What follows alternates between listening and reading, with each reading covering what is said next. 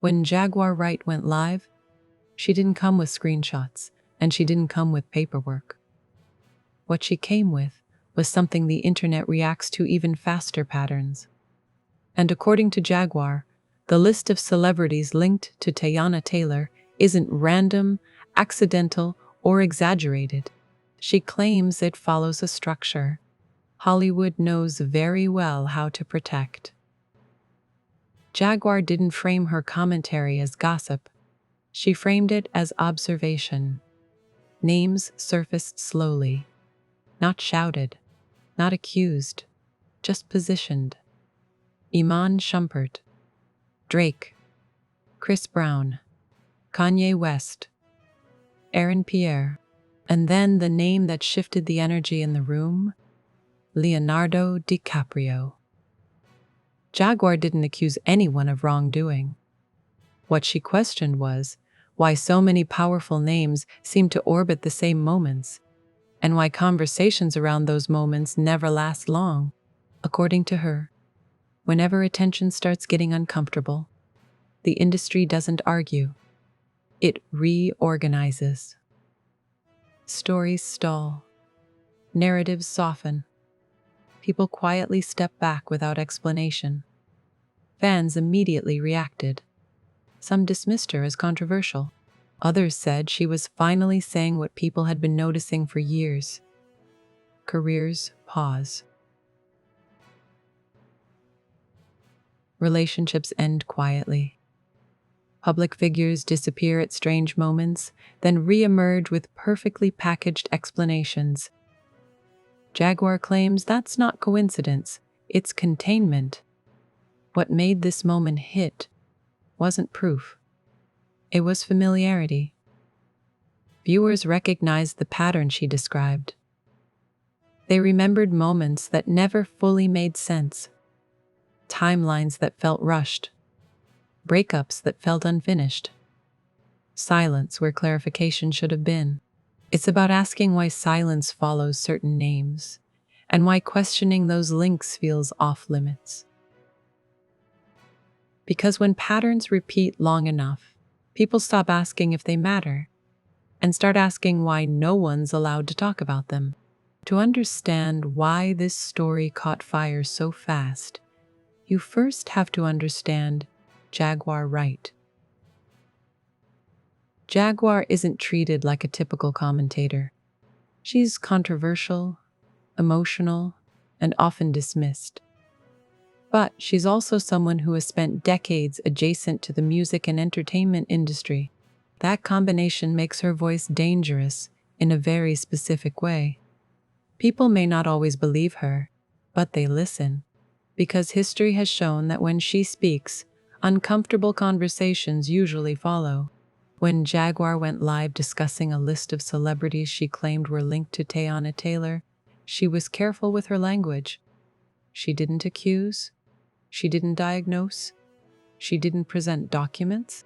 Instead, she described patterns. And patterns are harder to dismiss than rumors because they don't rely on a single event.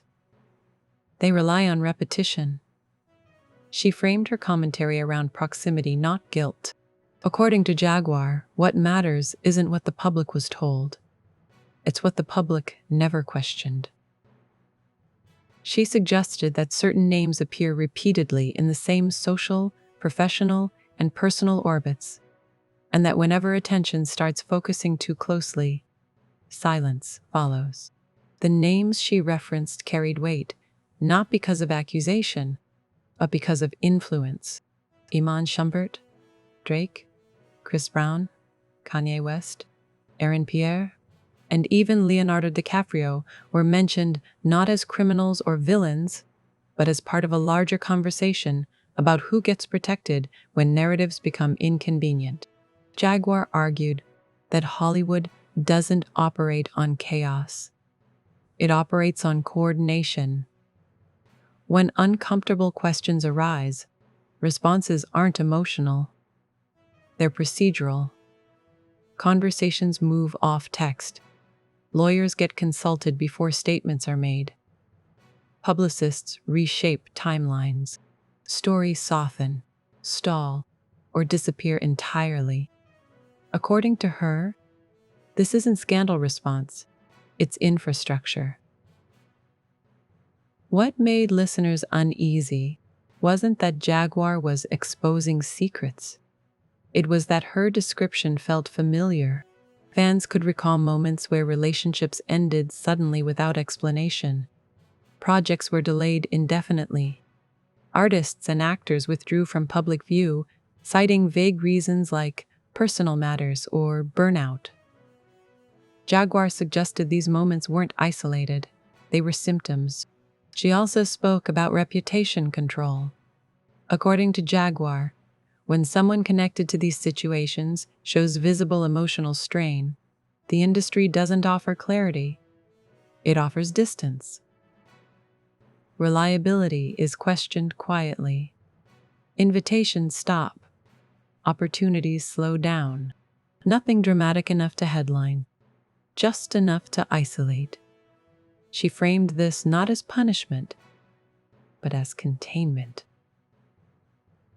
The mention of Aaron Pierre stood out for many viewers. Jaguar described him as emotionally unprepared for the environment he entered, suggesting that confusion and withdrawal were misread publicly as personal issues rather than pressure. She didn't call him weak. She framed him as a warning sign, someone whose visible discomfort didn't fit the polished narrative. She drew similar implications around Iman Shumpert, emphasizing how shifts in behavior and public presence were subtle, not explosive. According to her, that subtlety is the point. Explosions draw attention. Quiet distance avoids it. What elevated this discussion beyond gossip was Jaguar's insistence that this wasn't about romance, it was about power and silence. She argued that when high-profile names are linked within the same social ecosystem, the industry prioritizes continuity over transparency. The goal isn't to explain, it's to move forward without disruption. Throughout the live session, Jaguar acknowledged the backlash she expected. She said she knew she would be labeled unstable, bitter, or attention-seeking. According to her, those labels serve a purpose.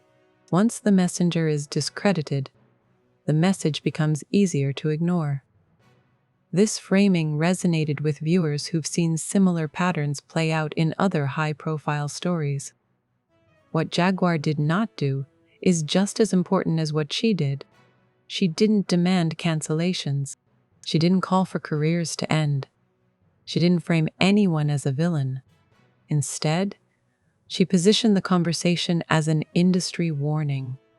A look at how systems protect images while emotional fallout is absorbed quietly by individuals. By the end of part 1, the question wasn't, is Jaguar right? It was, why does this feel so familiar? That familiarity is what keeps stories like this alive. Not shock, not scandal, recognition. And once recognition sets in, silence starts to feel louder than denial. After Jaguar Wright finished naming the celebrities she claimed were linked within the same Hollywood orbit, the conversation shifted. It was no longer about individuals. It became about mechanics. Because if these connections weren't random, then the silence that followed them wasn't either. Jaguar framed Hollywood not as chaotic, but as disciplined. According to her, when situations become uncomfortable, the industry doesn't rely on denial. It relies on process. The first move isn't a statement. It's a phone call. The second move isn't a press release. It's legal review. And by the time the public notices something feels off, decisions have already been made behind closed doors. One of the strongest points she made was about non-disclosure agreements. Jaguar described NDAs not just as legal documents, but as psychological tools. They don't simply prevent people from talking publicly, they isolate people privately. Once signed, Individuals can't even process their experiences openly with friends or collaborators without risk. Silence stops being a choice and becomes a condition. According to Jaguar, this is why stories don't explode. They evaporate. Conversations move off text and into calls. Meetings happen without calendars. Advice is given verbally, never recorded. Publicists begin reshaping narratives before emotions are even addressed. By the time a story reaches the surface, it's already been softened. She suggested that this process explains why fans often sense something is wrong long before any explanation appears. Projects get delayed with vague reasoning. Relationships end without closure. Artists and actors withdraw, citing personal matters. Jaguar argued these explanations aren't lies. They're placeholders designed to keep attention moving. The names she referenced in Part 1, Iman Shumpert, Drake, Chris Brown, Kanye West, Aaron Pierre, and Leonardo DiCaprio, weren't framed as offenders. Jaguar emphasized that the common thread wasn't wrongdoing. It was how quickly attention around them cooled whenever questions got too close. She argued that power changes how stories are handled. When names are influential, containment becomes priority. Not because someone is guilty, but because instability threatens brand ecosystems. According to Jaguar, Hollywood treats unpredictability as a liability. Not a moral problem, but a financial one. A major theme in her commentary was behavioral shift. She claimed fans noticed changes before headlines ever could. Distance where familiarity once existed. Guardedness replacing openness. Energy shifting without explanation. These moments were often dismissed as normal life changes. Jaguar suggested they were signals, not coincidences. She spent significant time discussing Aaron Pierre, describing him as someone emotionally unprepared for the environment he entered. According to her, what people read as moodiness or withdrawal could have been confusion without context. She didn't frame him as broken. She framed him as an example of how individuals can be overwhelmed by systems designed to keep moving regardless of personal fallout. Jaguar made a similar point about Iman Shumpert, noting how separation can happen quietly. No public conflict, no accusations, just distance. According to her, quiet separation is the cleanest form of containment, because it doesn't invite questions. It looks like maturity from the outside, even when it feels like erasure on the inside. Another layer she explored was media hesitation. Jaguar claimed journalists often sense when something doesn't add up, but struggle to pursue it. Tips arrive. Questions are drafted, then legal departments intervene. Editors hesitate. Access becomes leverage. Stories stall, not because they're false, but because they're too costly to touch.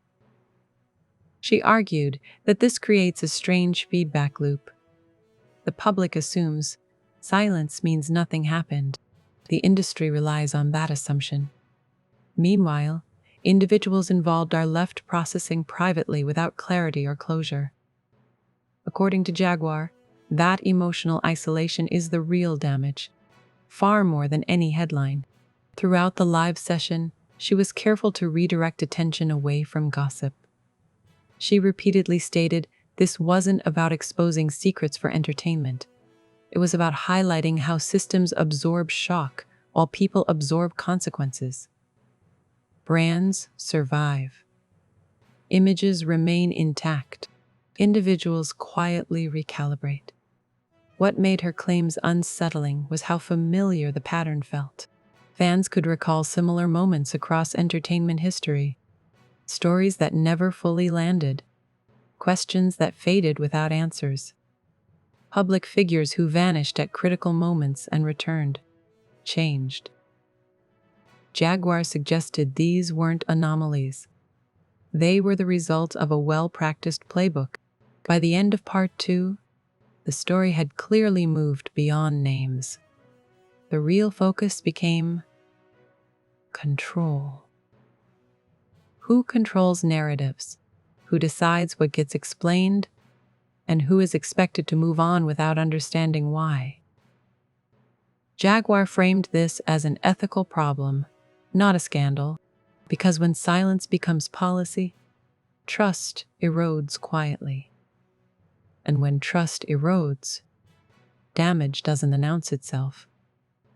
It shows up later in fractured relationships, guarded behavior, and a public that senses something is missing but can't quite name it. And that's where the story is headed next. By the time Jaguar Wright finished explaining how stories are contained, she shifted the focus to something far less visible, but far more damaging. According to her, the real cost of these situations isn't public embarrassment. It's isolation. Not the dramatic kind that trends online, but the quiet kind that slowly changes how people move, trust, and speak. Jaguar described how individuals connected to these situations often experience a sudden shift in their environment. Calls stop coming as frequently. Invitations quietly disappear. Familiar energy feels guarded. Nothing overt enough to confront, just enough to feel alone. According to her, this isn't punishment. It's risk management. The industry doesn't need to silence people directly. It just needs to make speaking feel expensive. She argued that this isolation is often misread by the public. When someone withdraws, fans assume personal issues, burnout, or a desire for privacy. Jaguar suggested those explanations aren't always wrong, but they're incomplete. Sometimes withdrawal isn't a choice. It's a response to pressure that isn't visible from the outside. The conversation returned to Aaron Pierre. Jaguar framed him as an example of what happens when someone enters an environment without understanding how quickly narratives can be controlled around them. She didn't accuse him of anything. She suggested that confusion and emotional distance can appear when someone realizes they're part of a much larger system than they expected. According to Jaguar, visible emotional strain is treated as a liability in Hollywood, not because it's dangerous, but because it's unpredictable. Once someone is perceived as emotionally unsettled, their credibility is quietly questioned. Projects slow. Conversations change. Their reactions are reframed as instability rather than context. This reframing, she argued, protects the system by weakening the individual's voice. She described this process as subtle but effective. No public smear campaigns, no explosive fallout, just a slow erosion of confidence and access. Over time, people stop asking questions, not because they're satisfied, but because they learn there's no reward for curiosity. Jaguar suggested a similar pattern around Iman Shumpert. No scandal, no dramatic headlines, just distance. According to her, this kind of quiet separation is intentional. It doesn't invite speculation. It looks mature from the outside. And because it looks clean, it rarely gets challenged. What Jaguar emphasized repeatedly is that these outcomes aren't accidental. They're the result of a system designed to keep moving forward regardless of personal fallout. When questions arise, they aren't answered. They're redirected. When discomfort appears, it's managed. When someone struggles emotionally, that struggle becomes part of the reason they're no longer trusted with information. She argued that this dynamic creates a dangerous feedback loop. People learn quickly that asking questions leads to isolation. Silence becomes survival. And once silence becomes normalized, The system no longer needs to enforce it aggressively. People enforce it themselves. Another layer Jaguar highlighted was reputation drift. According to her, reputations aren't destroyed overnight. They're reshaped slowly. Someone who was once described as reliable becomes difficult.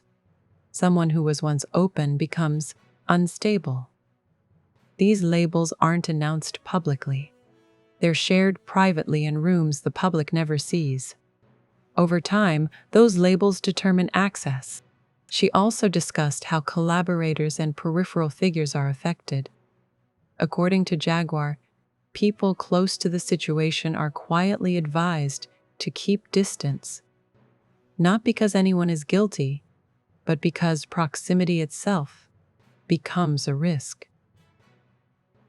The message is never explicit. It doesn't need to be. Everyone understands how quickly access can disappear. What makes this phase especially damaging is how invisible it is. Fans don't see it. Headlines don't capture it. But those inside the system feel it immediately. According to Jaguar, this is where trust fractures most deeply, not from betrayal, but from uncertainty.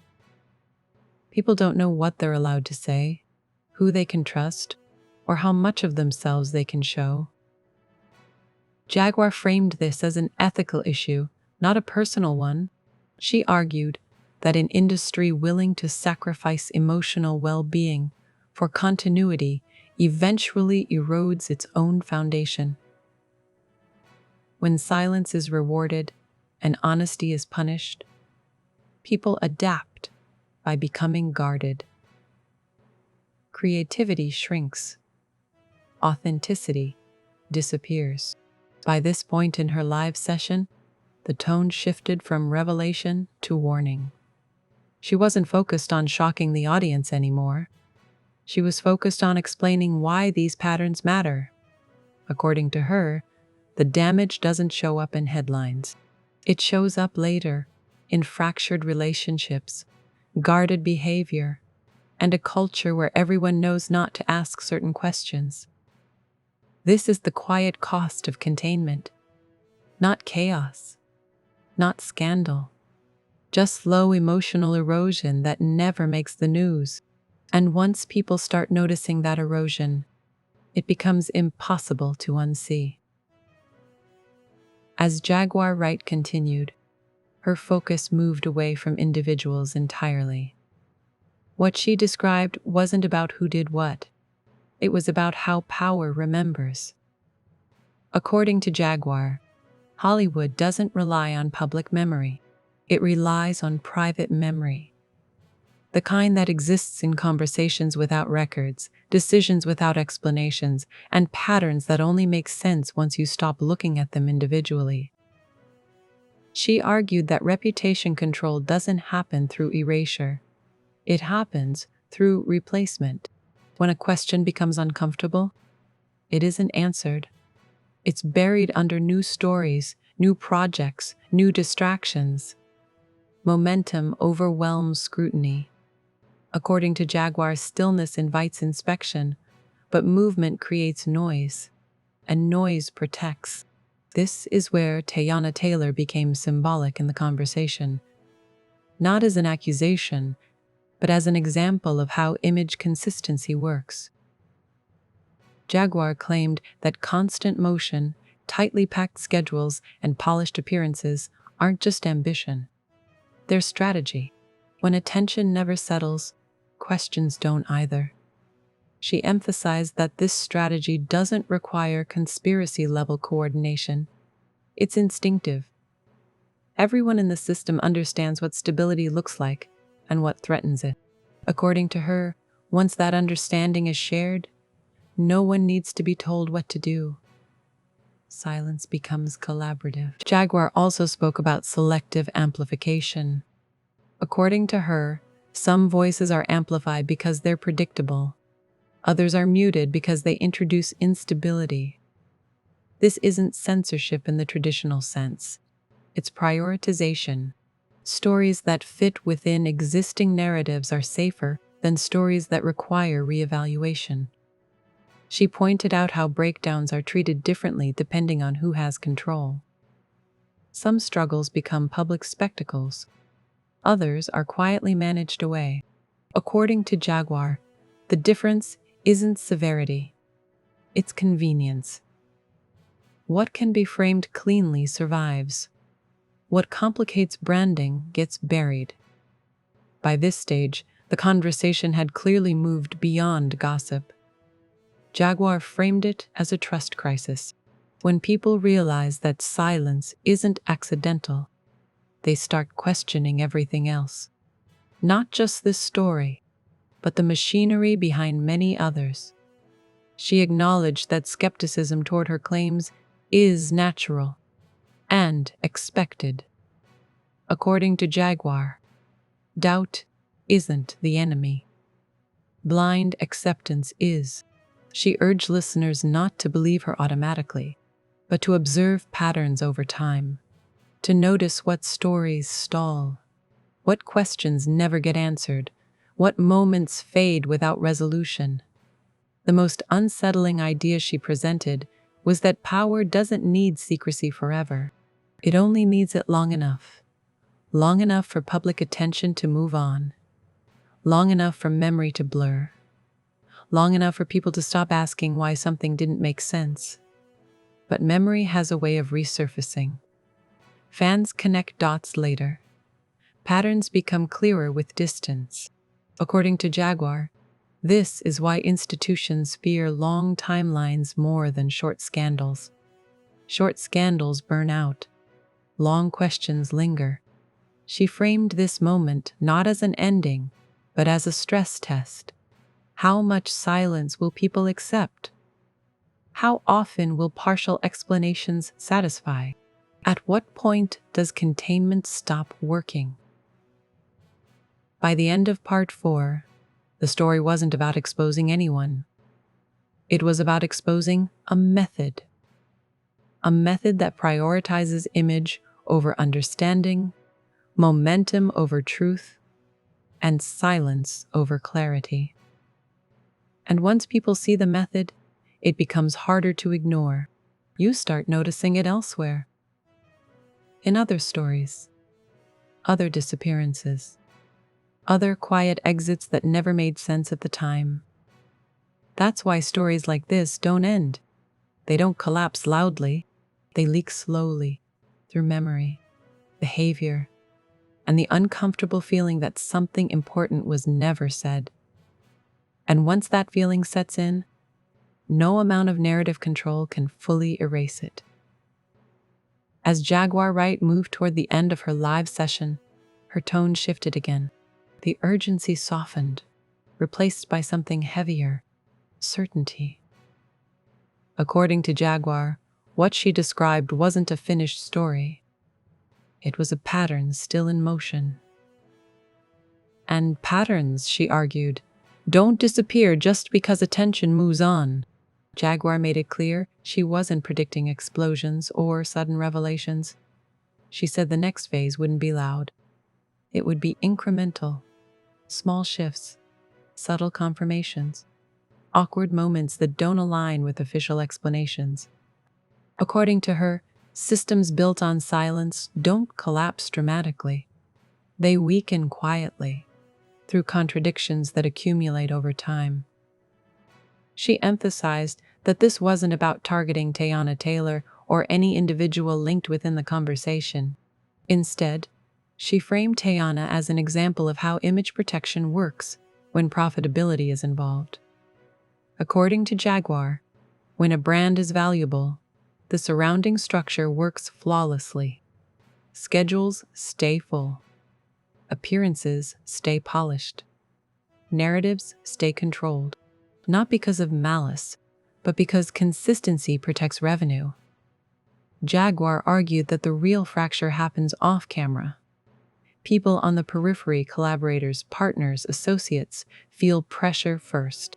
According to her, they notice tone changes in meetings, sudden caution in conversations, and a new awareness of what topics are safe. No one needs to say it out loud. The boundaries are understood. She returned to the idea of proximity risk. According to Jaguar, being close to certain questions can be as damaging as being inside the story. That's why distance becomes a survival strategy. People step back quietly. Projects pause without explanation. Opportunities evaporate without conflict. From the outside, it looks like natural change. Inside, it feels like recalibration. Names surfaced again, not as accusations, but as markers of influence. Iman Shumpert, Drake, Chris Brown, Kanye West, Aaron Pierre, and Leonardo DiCaprio. Jaguar stressed, that influence changes how silence operates. When many powerful figures share the same quiet, it creates an atmosphere where questions feel inappropriate, even when they're reasonable. One of the most striking warnings she gave was about normalization. According to Jaguar, the industry relies on fatigue. When stories don't resolve, people stop waiting for answers. They move on. That movement is the goal. Not denial, distraction. Over time, partial explanations start to feel complete simply because nothing else arrives. She also addressed the backlash she expected. Jaguar said she anticipated being labeled unstable, bitter, or attention-seeking. According to her, that labeling isn't incidental, it's functional. Once the messenger is framed as unreliable, the message becomes easier to dismiss. She framed this as a familiar defense mechanism used whenever stories threaten structure rather than image. Jaguar insisted that skepticism is healthy. She didn't ask to be believed automatically. She asked listeners to observe. Watch what stalls. Notice which questions never get follow-ups. Pay attention to who disappears and how explanations repeat. According to her, truth in systems like this rarely appears as a single reveal. It appears as pattern recognition. She warned that the long-term cost isn't scandal, it's trust erosion. When audiences sense that silence is strategic, they stop trusting narratives more broadly. Not just in this case, but across entertainment. Cynicism grows. Authenticity feels performative. Over time, that distance damages the relationship between creators and audiences. Jaguar framed this moment as a crossroads. Either silence continues to be rewarded, or curiosity returns. According to her, systems only change when people stop accepting partial truths as full explanations. That shift doesn't happen overnight. It happens when enough people notice the same inconsistencies. As she closed, Jaguar emphasized that this wasn't about destroying careers. It was about confronting a culture where image management outranks human clarity, where emotional fallout is treated as acceptable loss as long as momentum survives. According to her, that trade-off has been normalized for too long. She ended with a reminder rather than a threat. Silence only works when everyone agrees to maintain it. Once people begin asking questions again, quietly, consistently, the structure weakens. Not enough to collapse instantly, but enough to change what comes next. And that's why she said this story doesn't end here, not because of what was said on a live stream, but because of what people start noticing after it. You've heard the names, you've seen the patterns, and you've watched how silence moves faster than clarification ever could. What Jaguar Wright described wasn't a headline. It was a warning about how power operates when attention gets uncomfortable. So now, the real conversation begins. Do you believe these celebrity links are just coincidence? Or do repeated patterns deserve real scrutiny? When multiple stories stall at the same point, is that bad luck or deliberate containment? And at what point does silence stop being privacy and start becoming strategy? Drop your thoughts in the comments, but keep it real. Not gossip, not assumptions. Observation. What moments never made sense to you at the time? Which sudden disappearances or quiet exits stuck with you long after the news cycle moved on? If this breakdown helped you see how narratives are shaped, not just what they claim, hit like so more people see context instead of just thumbnails. Subscribe if you want long-form, documentary-style videos that slow stories down and examine the machinery behind them, without crossing lines or chasing reckless claims. And most importantly, share this with someone who only saw the headline. Because headlines fade, but patterns linger. The more people understand how silence works, the harder it becomes to use it as a shield. This isn't about canceling anyone. It's about questioning systems that reward silence and punish curiosity. So, stay alert. Stay observant. And don't let unfinished stories convince you nothing happened, because the most powerful narratives aren't the ones that explode. They're the ones that quietly teach everyone not